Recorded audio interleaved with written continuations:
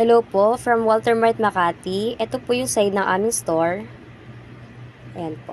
Diyan din po nakalagay yung aming heat press. And ito naman po yung mga booklet po namin para po may idea si customer kung ano po yung gusto niyang design. And sa taas naman po nakalagay po yung pigment and subli printer po namin. Then ito naman po yung kabilang side. Dito po nakalagay yung landscape TV namin. Then yung mga display po for example sa customer. Ayan po. And ito naman po yung silhouette. Working naman po siya and also working rin naman po yung tablet. And ito po yung sample display namin ng FIBA Pilipinas. And dito naman po sa kabilang side nakalagay po yung mga sample display namin Sabli, two-tone, windbreaker. And ito naman po yung mga another booklet po namin para may idea si customer kung anong item po yung papagawa niya. Ayan po.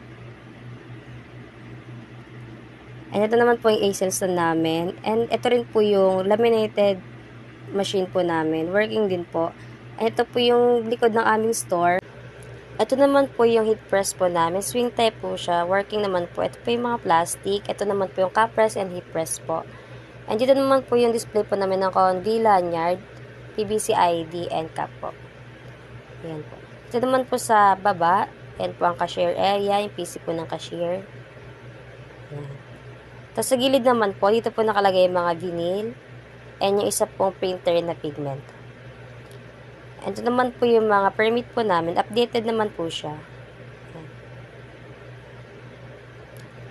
And ito naman po yung drawer ng cashier. Malinis naman po. Sila rin po nakalagay po yung mga CWO, OSSOF. And sa ilalim po ng cashier is nandito po, nakalagay po yung bolt. Ito sa side po, nakalagay po yung mga CVC men's. And sa kabilang side po, ladies and picky collar. And ito po yung lagayin po ng bag po namin. And dito naman po sa area na to is spending area po.